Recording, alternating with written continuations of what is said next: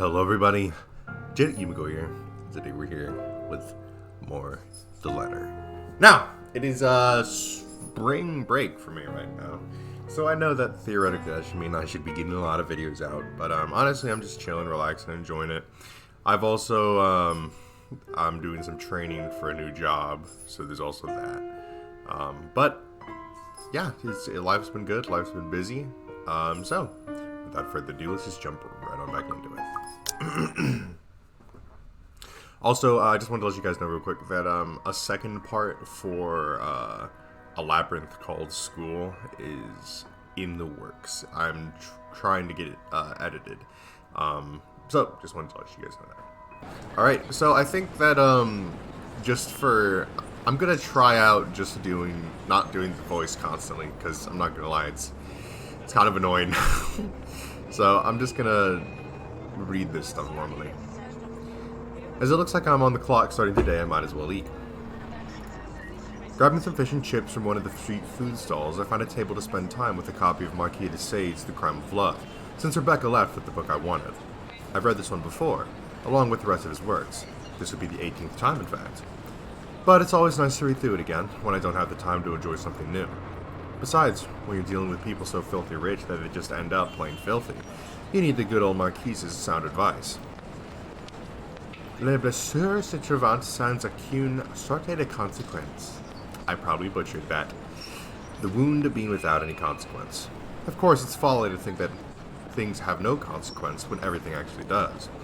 Brer Reality Corporation's Luxburn branch isn't too far off from the city center, just a few blocks away, and I can easily eat and walk.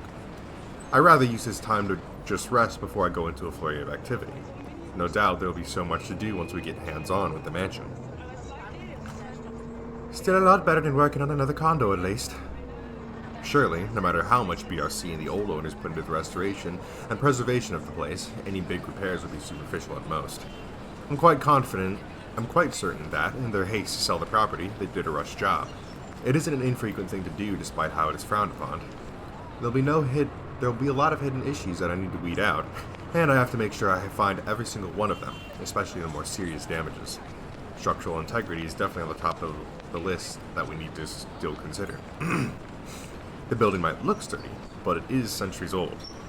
That alone will likely pose a few problems here and there, put limitations on what we can do.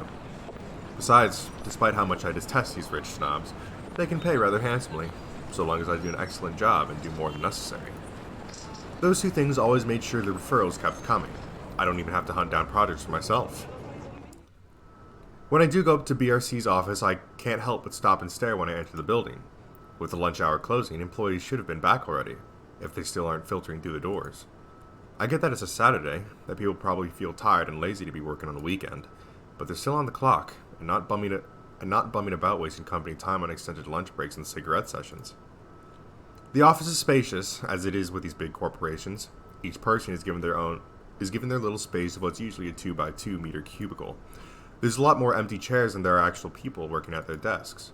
It reminds me far too much of my last day at Parizkova Projects during the massive layoffs due to the Irish economic crisis. But it isn't just that, though. Everything is as quiet as a grave. It's as if these people are merely ghosts. Speaking of ghosts, Santos comes in through the door, looking as if she's just seen one. She looks at me, wide-eyed like a deer caught in the headlights, ready to bolt away at any moment. I'd ask out of concern, but I feel it's not my position to do so. What if it's something personal? I'd simply be overstepping my boundaries. Really, it's none of my business. I presume that Miss Cooper told you why I'm here, Miss Santos. Huh? Oh, yeah, sorry, I just got back from my lunch break, you know? But it won't take too long, don't worry. Of course it won't. This whole project has established itself to be a matter done in haste. I do hope it doesn't mean that people are being careless in their duties. She flinches and looks like she doesn't quite know how to respond to that. Thankfully, instead of opening her mouth, she leads the way towards her station and goes to fetch the floor plans. It won't take too long, as she says, but it does take a bit. Time spent to compose herself, most likely. You know, we usually just email these things. I prefer the real thing. Not that you would know. You probably have your nose stuck in front of a smartphone when you're not working, and even when you should be working, playing those mindless, addictive games. I definitely wish Chris would stop playing that Batcat thing during work hours, too. I know what you mean. Digital painting is nice, but nothing beats the smell of real paint. Not that I go smell paint like a crazy person, but, you know, the real thing is different. Wait, what? Yes, nothing is quite like the real thing. Checking out the floor plans, I see that I'll have a lot going for me. Now I know how Ray felt when he found the Central Park West building floor plans for that one movie. This is why I became an architect in the first place. Let's take a look at these, actually. This is pretty interesting. So you have the porch. We entered the foyer. We've seen that. You have the dining hall and a kitchen with the wine cellar, which we've also seen that one. Parlor. Restrooms. Wow. Music room. Basement, hall quarters. I'm pretty sure that, Zach, right? I'm pretty sure he broke in through the parlor area. So he would have broken in through one of these windows here. And that's the ground floor. I see first floor. Balcony, hallway, master's bedroom, quarters, conference room. Damn, we have a fucking conference room. That goes to the attic. A theater. Jeez. Study room, bedroom, balcony. For how big the house is, like, I'm surprised it only has a master and a separate bedroom. And then obviously you have the attic, which is likely where you're going to be keeping, like, the servants and all that. That's where they're going to be staying. I guess, like, it's a mansion, but it's not, like, a huge mansion. Jacobean style at its finest. It's a thing of beauty. Look at these gorgeous rooms. The delicate harmony between empty spaces. And speaking of empty spaces, there's something rather odd about these ones. I feel a bit saying it out loud because I've never lived in a big house, let alone a big mansion. But during the tour, I had the distinct impression that the rooms were bigger. Maybe the scale is wrong. It's not much of a problem. It is an old house. There'd been little details here and there that I would have liked to address during the open house too, but it was all forgotten in the wake of Miss Santos's incident and the trouble with ownership. The wine cellar is going to be a problem. I shudder to think what sort of repairs they did to the place. There might have been things that were swept under the rug, pushed to the corner of the rooms, and hidden away in barrels. Water damage could have been covered up. There had been floods due to heavy rains in West England just last year, after all, and if there's any sort of damage to the house's foundation, that's going to be a lot of work. I was not able to look at the attic as well for a while.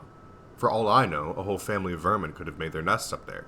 Working with pest control is always the worst. The sheer size of the place is staggering, even if I did just say it was a lot smaller than I thought. I might just be biting off more than I can chew, but who doesn't like a good challenge? First things first, I have to... So, do you want a coffee? The one from the staff room is pretty decent. There's no need. I'm sure you have rules against it. Rules against bringing someone coffee? That's ridiculous. And even if there were regulations against it, nobody's really here to tell Sir John. I've already brought 2 mugs, and I'm not going to drink them on my own. Come on. I have to stamp down my annoyance at being distracted. Seeing the girl, the young woman, though, it looks like she has a lot on her mind. If babbling is her way of dealing with stray thoughts, I'm not really the one she should be babbling to. How should I respond? You have something to say? I don't have time for this. Might as well hear her out, right? Like, obviously, from our perspective, we know exactly what she's been through. So, I'm kind of curious as to what this is going to lead to. I give her time to speak up, but when she just stares, I clear my throat. Yes? You have something to say? As embarrassment creeps up on her face, I snatch one of the coffees from her and take a sip. Too hot. Just thinking and speaking off the record, it must be fun, what you do. You go to people's houses and you make them, well, pretty. You're sharing your art with them. It's a little bit more complex than that. But if you put it that way, it is fun. I wouldn't have done it for 7 years if it wasn't a little bit fun, I guess. These big clients always have paintings in their homes. Do you have a supply for art pieces? I didn't expect to hear such a question from her, seeing how well she handled herself yesterday. I didn't doubt then why she was assigned to an important sale like the Ermengarde mansion, despite the little accident she had. Now, she just looks too young, too nervous and unsure of herself, although her enthusiasm must make up for that in spades.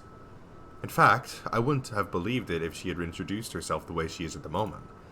Why, watching her now, she actually looks like she should still be in college. Acts a bit like it too when I think about it. I thought she was a teen slumming it out in the mansion when I first saw her there, lying on the ground. Surprise, surprise, she turned out to be one of the estate's agents handling the property. The clients usually support artists of their own choice.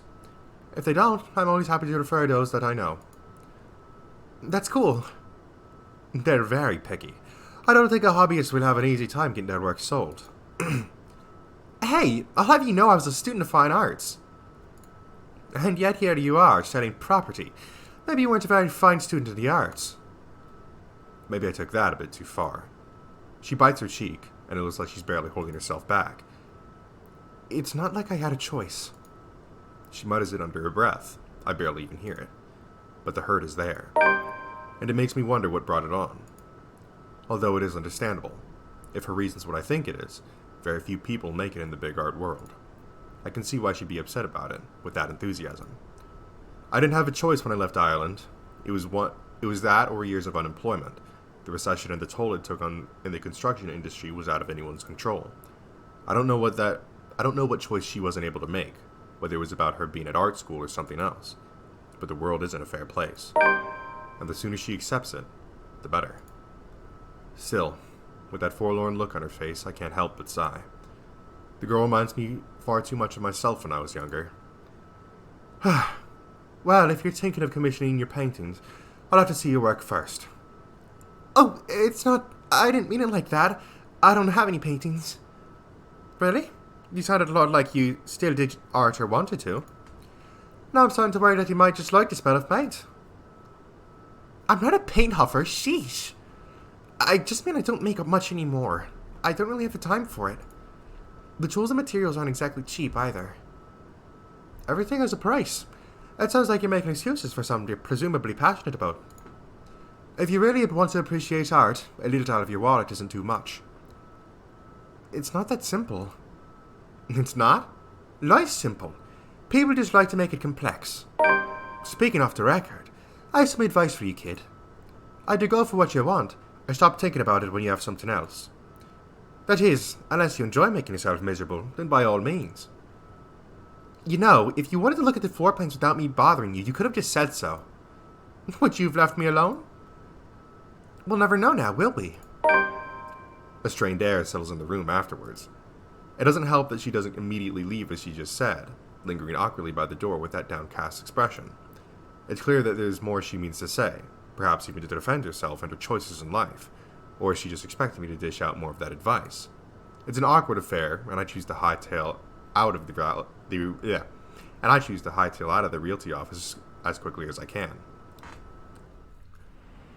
Though I'm able to keep myself professional at all times, does not mean I like it. And seeing that most of the day has already gone by before I realized it, I choose to head back to my flat instead, despite today being a Saturday. No fun, but at least this way I can avoid another unpleasant encounter. Considering how much I'll be seeing whiskey in the near foreseeable future, I have a feeling I'll need all the rest of the weekend can give me. For the first time in a long while, excited as I am to work on the mansion, I cannot wait to be over and done with this project. October 24th, Monday. Let's see what our relationship with Isabella is like. It went up. And our relationship with Luke went up as well. Okay. Huh. Monday couldn't come any sooner. After taking the floor plans from Miss Santos the day before last, I spent most of my Sunday drawing up plans and calling in my suppliers. Although no choice designs have been made yet, I'm quite sure that they'd want high-end appliances, the most expensive materials, and the most pretentious everything. They usually did, these rich types, based from experience at least. Given how badly this whole thing started, it wouldn't hurt to be prepared. I have to check myself, make sure I'm not playing with my gloves as one of the other building tenants takes the elevator up with me. It makes me self-conscious when the woman's eyes go over me, and I'm sure she was going to point out some perceived flaw in my physical appearance. But I'm saved from being paranoid when they went off a few floors later. Still, the ride up to my floor is nerve-wracking. The Wrights lived at the very top, the penthouse, the creme de la creme when it comes to condominium and urban living. Just getting access to the place is an ordeal of its own. I had to jump so many hoops, so many security checks, just to secure a key card, not only because of building management, but because of the right's personal security. It sometimes feels like I'm being interrogated for a crime and not visiting a client at their home, even when their personal assistant called in to help out and verify my presence. The process is aggravated rather than hastened. Speaking of the devil. The elevator door opens and I'm greeted by none other than Whiskey's not-so-little lackey. I do apologize if I kept Mr. and Mrs. Wright waiting. But I'm here now and I'm ready, so if I may, where are they? They've just woken up, but they should be down soon. I'm surprised you made it through security, and only 5 minutes late. You said I'd be through security soon, and it took half an hour. Define soon in this context. I'd make myself comfortable, if I were you. I'm going to go and put the kettle on. About the tea, I don't want to intrude or anything. The sir does not like being woken up by the whistling, but you might sit our tea to a guest. He shows me to the couch before drifting off towards the kitchen, quietly pulling out a teapot, cups, and all sorts of other things in preparation for tea. I ignore the animosity towards his employer that his words implied. I wouldn't be too surprised if Whiskey's own people don't like him. That's another thing that I'm kind of curious about. Because, I feel like he has to play some kind of... I don't know, he just gives me the sense that he plays a bigger role. It's possible that he's just, another side character. But, I don't know, it's always the servants that, you need to be suspicious of, right? Accepting the quiet and isolation instead, I brace myself for what's to come. In this case, soon apparently means more than 5 minutes, or even 10. I sit in their living room, just waiting. And when the kettle starts whistling and the tea has been served, I continue to wait.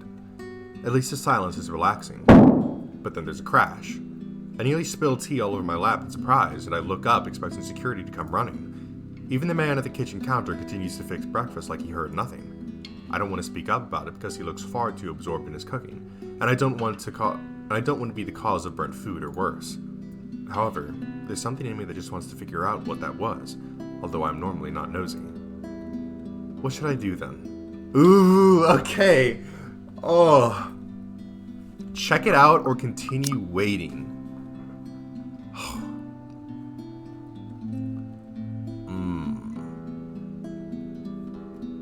I don't know. Maybe, okay. Curiosity killed the cat though, right? Oh.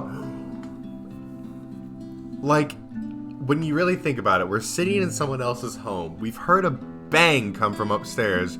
The fucking servant isn't even batting an eye at it. So, by all indications, that should mean don't check it out. Mind your own business and don't bother. But come on, we gotta check it out. The crash came from the hallway, and I really shouldn't be snooping about.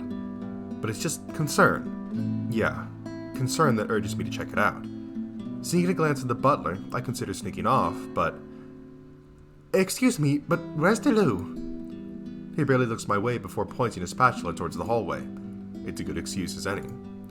And if I'm caught lingering longer than I could just excuse myself and say that I wasn't sure which door led to where. Ooh. Still, looking into the hallway reveals nothing. I don't see anything that might have caused the crash. The hallway, like the rest of the place, is in pristine condition. There are several doors for not only the toilet, but also, presumably, rooms for their butler and for other members of the staff. As I stand there, however, something feels different, out of place. One of the doors nearest within my reach stands ajar, and from inside a light flickers incessantly. It could simply be a light bulb that needs replacing, but the thought of it in a place so well taken care of seems odd. Off. I think that maybe this is where the crash came from. Inside I can spy a radio lying on the floor. That's probably it, right? Maybe one of the help, in a hurry to get out of the room, knocked it over in the process. If that's all it is, I should really leave it alone. As I turn to leave, the sound of static fills the air, and a man's tinny voice interrupts the silence. At 7 in the morning, students found a 5th year dead. Why am I still standing here? Assumed to have fallen from her dormitory window. This seems familiar, doesn't it? Authorities are investigating the possibility of foul play. like I've heard it before. Reporting from St. Zamant's, Shane MacLachlan of Galway Bay, AM. Whoa, fuck! Oh my god, I was not expecting that. Oh. Oh my god. I was too busy reading the text and then I was too busy reading the text. Like, I figured something was gonna happen. And so I looked up right when I finished reading and saw that shit. Okay. I recoil, backing away from whatever that was. In the process, I trip backwards on my feet and I wait for the pain of falling flat on my back. But instead, I feel a hand on my back and see the smug smile of, well, guess who? Oh, don't tell me you're reporting to work drunk, Mint. Of course, I know exactly who that voice belongs to. It just has to be him. Marianne McCullough, hammered on the job? That would be something. But wouldn't dream of it, Whiskey. You're allowed to be if you wanted to. You're allowed to be if you wanted, though it's a bit early for it, so thanks for the save. Really, it is much appreciated. Even though the circumstances during our first meeting were not savory or wholesome, I can't bring myself to completely look at Mr. Wright in a bad light. Nothing came out of it after all. It's no trouble at all. I've been told I have a gift for catching pretty ladies, being a great catch myself. Is that so? Would you say you'd be able to catch if another man were to pitch? Perhaps, but I wouldn't know. I don't play baseball, Mint. Right. Of course you don't. I can't help but chuckle at my little joke, but it looks like it completely went over his head. If he had understood it, I guess it would have been inappropriate. He is my client after all. Speaking of which, where's Miss Wright? Whatever little camaraderie I had with Whiskey is forgotten, however. I straighten up and glance behind him, only to find out that he's on his own. Miss Wright is still absent. I still remember my place and why I'm here. To continue in such a manner with her husband would feel like a breach of trust between my client and I. Since you're here, I don't suppose Miss Wright is on her way down. It is 10:30 after all. She'll be down here in a moment. For now, you have me. Can I just chat with a good friend? I don't think a night when we talked like two drunk agents makes us good friends. And if you had any bit of sense, it's better to forget that night ever happened. What? Why not? It was a good night, if a bit boring. You know exactly why. We both know what your intentions were that night, and to find out that you're married. If there's even an ounce of decency in you, if you'd like the world to be a little less messed up, you'll remember your wife and what you almost did tonight, and what you almost did to your Miss Wright. It's better to get that out of the way once and for all. Well, no need to be such a killjoy about it. The dead air between us, because it can't be anything else but that, is broken as a lively voice calls out from the loft. Marianne, I hope I haven't kept you waiting too long. I know we agreed to start at 10 o'clock, but mornings just simply do not agree with me, not one bit. It's been like this since I've been in university. It's 5 minutes to 11 o'clock. These high-end clients sure do like to be fashionably late.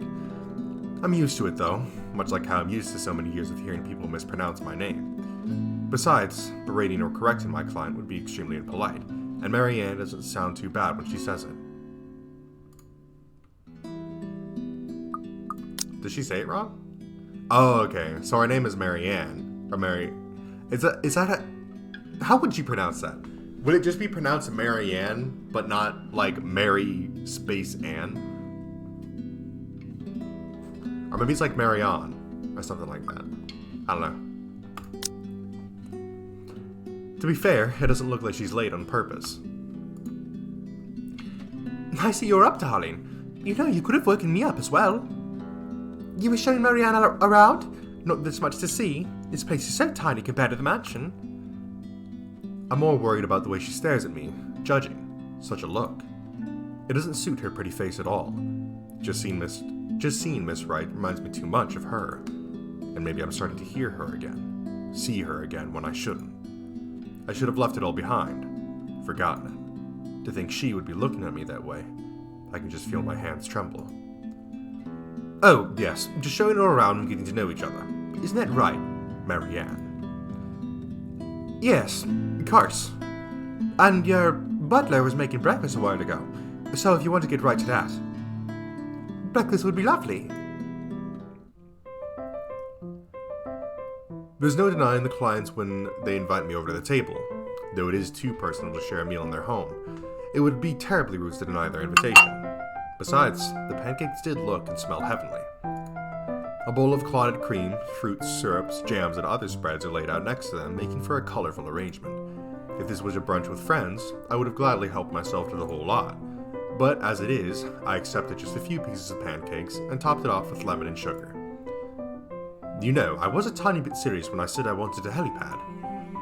And you're not serious about the greenhouse, the vineyard, and the stables? Well, I do want those too, but I know you'll agree to those. We're talking about interiors here, honey. You don't handle exterior designs and whatever handles those sorts of projects, do you, Marianne? I'm able, actually, and willing to take on a project of that nature. I was an architect in Ireland before. Of course, that's another contract entirely. I also suggest we finish the house itself before working on any additions to the rest of the property. There won't be any problems about ownership this time, will there? Pardon if I'm crossing the line, but the acquisition was rather quick. No, don't worry. We've got everything sorted this time around. I've talked to Miss Cooper and Mr. John from BRC. Oh, as well as the old owners. Everything's been paid in full, and all we're waiting for is the paperwork from the land registry. They're letting us move in as soon as we please. It's not like we're living there in the first place. It's not like they were living there in the first place. That's good to hear. The problems that could arise from renovating another person's home would be... Well, let's not dwell on it. First off, we want to know how you want the place to look. It's pretty furnished as is, but I understand you want to modernize the whole thing? Actually, I'd prefer to keep the place looking as it is, but at the same time I want modern appliances. You worked in the Lord Great's Christchurch summer residence. I do remember there being an oven I thought was a simple drawer before. Make them look vintage, antique, blend in with the rest of the decor. Customized appliances then. I can find someone for that, and if you can tell me what you want specifically, it'll hasten up the process. We're talking about electronic appliance manufacturers. If you have a preferred brand to work with. Splendid! So, what's next on our agenda? All the other interior designers we've hired in the past did not have us this involved. I stop. What sort of half-baked designer did that? If I knew who they were, I would have words. This isn't the time for place for it, however. Instead, I use this brief pause to pull out the floor plans I brought with me. Well, we'll have to figure out what you want to do with the rooms. Here, we can have a quick run to it. What is that little room next to the master's bedroom? Let's see, where's the master's bedroom? Here. You have a balcony and a bathroom and a quarters. Oh, as far as I could tell when I saw it, it's a second bedroom of sorts. Used apparently for the ladies-in-waiting who served Lady Charlotte Armengard, which is strange as that isn't the norm for these sorts of houses. Well, we're not stuffing Johannes in there. He won't fit. You don't suppose we can turn it into a walk-in closet and a dressing room? I love fashion, but do we really need an entire room do we really need to turn an entire room into a walk-in closet, dear? We'll have large closets and wardrobe in the bedroom already. Says the one who takes 3/5 of our closet. Well, what do you suggest we work with? I thought a utility room of some sort would be nice. A craft room where I can do fun things. Or maybe a children's room might be nice. You know, for when Kylie comes over. Or for Shell visits when she's had her baby. 1, you are not inviting that witch. And 2, there's a whole mansion for Kylie to play in. We don't need a children's room, and you don't even do arts and crafts. I like to turn the guest room and the study into my personal office, by the way, if you don't mind. You can turn it into a personal office if I can have my utility room. It's just the one room of many. I'm taking that room for myself no matter what you say, dearie, so you might as well take this deal. You're always out doing business anyway. The real problem is the theatre. Whatever are we going to do with all that space? Fine. We could turn it into our own personal cinema, I suppose. Might as well have it if you plan on not having a telly in the parlour. Yes, well I don't want guests to be glued to the telly when they come over for a meal and some tea. By the looks of things, we can keep the rooms as they are on the ground floor. The ballroom would be perfect for parties. Do we really need a dining hall, though? I don't suppose we can't convert it into a garage. I guess that would be garage. What for? You can park your cars outside. What about that room right there in the northwest corner? It has sleeping quarters for the household help. Oh, that's perfect. Your husbands will be glad if we have other staff members who stayed in. It'd be convenient so they don't have to make the trip from Luxman to the mansion where they're needed. You'll definitely need a lot more people to maintain a property of this size. The mansion's a lot bigger than I thought. Look at all these rooms. I didn't even know there was a music room next to the parlor because of what happened. There was a grand piano in there too when we checked during the tour. Did you hear that, Luke? Maybe you can take up playing the piano again. You should have seen when we were younger, Marianne. It's not like I was very good at the thing.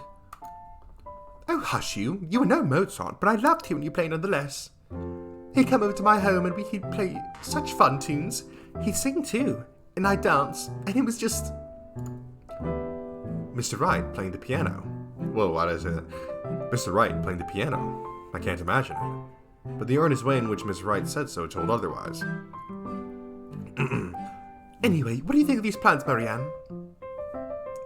Are we not even going to consider one of my requests? Not even just the closet or the garage? And that's not... Now that isn't fair, is it? You're not the one who's going to be living here.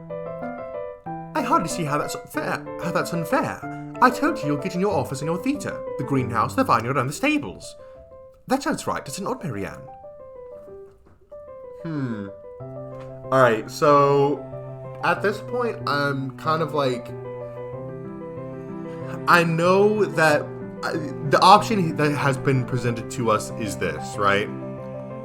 We can either kind of like keep our distance and not really take a side, I suppose. But what this is going to likely end up leading to is leaving Luke and Hannah alone, kind of to either fix their relationship or to just let it kind of crumble. Or we can kind of step in and take Hannah's side, which will likely end up leading to Marianne and Hannah maybe getting together. So I think we know which one we're gonna take, because at this point it's kind of obvious that Luke is a fucking, you know, a piece of trash. So it's like, you know,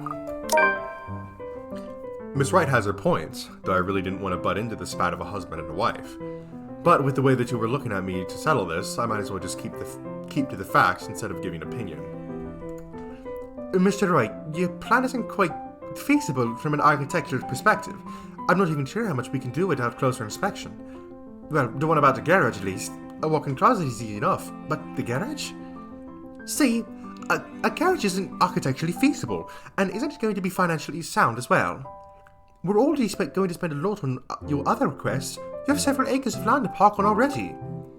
What? Did you calculate that on the fly? Financially sound my thoughts. You're probably just thinking up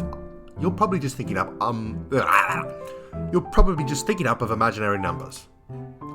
Might I remind you that I was a financial manager? I also looked over and approved the expenses of our other houses. I know the rough cost of these things by now, love. Masters in Business Administration, major in accounting. Sometimes I think you forget that I'm not as dumb as I act. That catches my attention more than anything. It sounds more unbelievable than Whiskey playing the piano. She really didn't seem like the type. Business Administration and Accounting? What university? Luxman U, of course. Go Lux Dragons, red and gold. Excuse me, how about we move this chat ahead and do whatever else needs to be done sometime today? I had to cancel my appointments for this, you know. We might as well do a proper inspection with the designer this time, just to get it out of the way. Yes, no time like the present. You want to throw an inspection? Might as well do it now. We actually took another look at the property yesterday, though it was brief. But I'm sure you would want to see it for yourself. To spot anything we might have missed. It's not like I have much of a choice, do I? Riding to the Ermengarde mansion in their rights is an awkward affair. Not only am I worried about scuffing the expensive leather seats, but I'm also worried about getting in the middle of another couple's spat. With the tension thick in the air, I can feel them starting at each other any time. Nobody's saying anything. Up until Mr. Wright tells his valet to turn the damn radio off, and for a moment, I think he might start. But instead, he just stays quiet, and so do the rest of us. In the end, the sufferable silence stays. I've never been so glad to see a house. Stepping out of the car and up to the mansion meant the end of an uncomfortable ride, and I can finally take a deep breath of fresh air. The beauty of the place never fails to make me gaze in wonder every time I see it as well. Miss Wright moves towards the front door, keys in hand, and I can already hear Mr. Wright plotting. All right, Johannes, we're going in, but I want you to look around the place. Familiarize yourself with it. Know every nook and cranny, every inch of the lot. Go and see where we can put that vineyard and the other things we talked about. We'll want to know where the station security as well, so go around the perimeter and figure it out. Scout the property and circle the perimeter, on foot. You know this better. You know this is 46 acres of land, sir. Well, you're not driving the car over the grass. Put those long spidery legs of yours to good use. I didn't hire you to stand around and look intimidating. Go, mush! Someday, I'd like to ask Johannes... Someday, I'd like to ask how Johannes can even stand and tolerate the man. Why doesn't he just quit? Certainly the pay can't be that good. Even I'm put off a bit by our mutual employer, and the only thing that keeps him from bailing is the fact that we've already signed a contract. At least I'll be working with him during the duration of the project. He works with him every day. Sometimes I think you hired me to make me suffer for your amusement. Someday I'd ask. I feel a bit bad for him. If it's any consultation, he'll be away with Mr. Wright, if only for a little while. Oh, he'll be away from Mr. Wright. And we're back in the house. We're able to enter the mansion after a bit of standing out there in the sun. This wretched, strange sunlight that is far too alien and rare. There had been a bit of a problem, with the missus not knowing which key was which. The first item on the agenda would be the grand staircase. It seems sturdy during the open house, but a closer inspection might say otherwise. There are no obvious marks of damage nor wear and tear, probably rethreading during renovations. Peeking under the grand carpet, the wood is properly installed with the bark placed down to prevent cupping. The carpet itself could use a vacuum though. The structural conditions, from what I can see without actually dismantling the thing, look to be in good shape, and the handrails and support posts are firm. The work on it should be commended. I can't look much more into the rest of the foyer, however, because Mr. Wright starts to hurry us into checking the dining hall. So, what do you think? Certainly we can't turn this area into a garage. A garage, I don't know. It's Jacobean architecture. I say these things with pilasters and not buttresses, but you never really know. They really like mixing up these elements. You could say it's pretty avant-garde at the time. We might hit a support beam if we're not careful. And in layman's terms? From what I see here, we could risk great damage to the house if we try to turn the dining hall into a garage. The man didn't look too pleased at this. There's a look of disappointment before he sighs and looks around the place with an air of defeat. When he moves to speak, I dread another unreasonable demand. Again. This will stay the dining hall then. But if I may have another request instead. At least spruce the place up with some flowers, some plants or something. It feels so old and dead in here. That's hardly unreasonable. Daffodils are a must, I presume? The look that passes between the two of them. There's a genuine look of fondness there. This is the first time I've seen such an exchange between the two of them. If anyone are to see them like this, there's little doubt that they loved each other.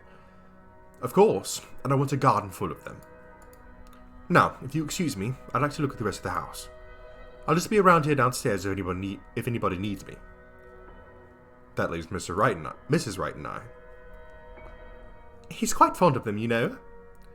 I can imagine. He looked terribly upset when we told him that he can't have his garage. I mean the daffodils. We always have a vase of them in every house we own somewhere. I'd like to think they may be about his mother. He never talks about her. I don't even know her name.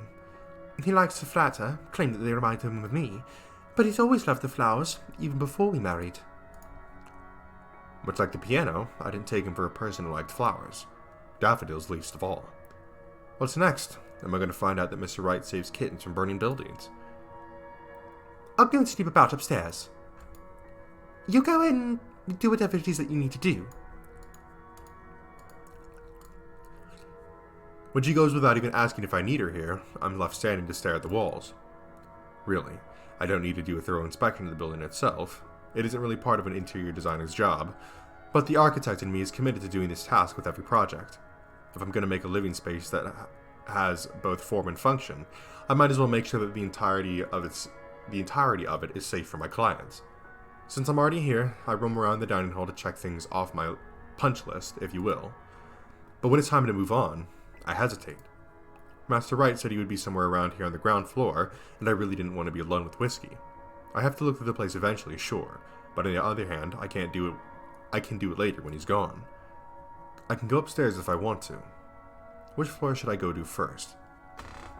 Again, this is gonna be like stay on the ground floor and interact with Mr. Wright, or go up to the first floor and interact with Hannah.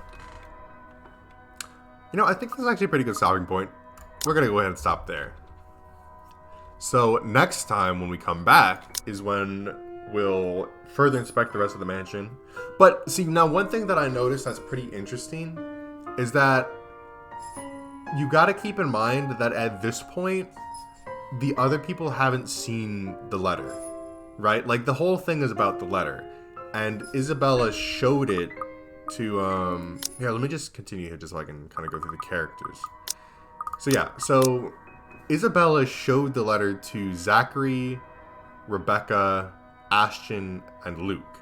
Or no, sorry, Zachary, Rebecca, and Ashton is who she showed it to. And I think the letter said something about, like, oh, show this to yada yada yada more people, if I'm remembering correctly. But yeah, so clearly Zachary's being affected, and we have yet to get to Rebecca and Ashton.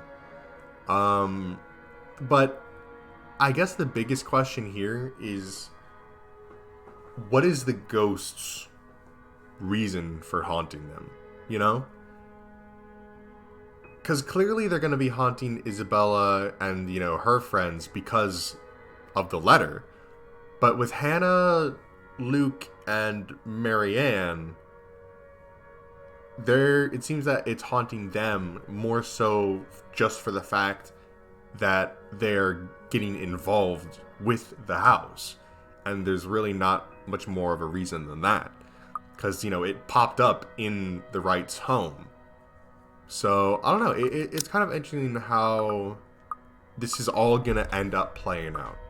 Because, again, one of my biggest expectations of this game is its ending. Because we're obviously going through the characters one by one and kind of seeing these events from their perspective. And their own personal experiences with the ghost. But I imagine at some point, all of them kind of have to converge, right? Because in terms of a timeline, it seems that the ghost first started making an appearance to Isabella, which now it's also making an appearance to Marianne. Then later on, it's going to possess Hannah, and then Zachary's going to be affected by it, where it presumably, like, gouges his eyes out or something like that when he's locked up in the jail. So a lot of things are happening on their end, right? Like, Rose has been fucking murdered and Isabella is obviously traumatized over it. Zach is, who knows if he's still alive and well at this point, because for all we know he could be fucking blinded or even dead by now, and Hannah's just fully possessed. So I don't know, man. It's interesting how all these stories are going to converge. But that's going to be it for this time. If you guys enjoyed, make sure to leave a like on the video and tell me in the comment section below what you'd like to see me play next. If you enjoyed this video or any other videos or series on my channel, then I highly recommend that you hit the subscribe button and turn on post notifications so you'll be notified when one of those videos comes out. Anyways, this is it from me, and I'll see you in the next one.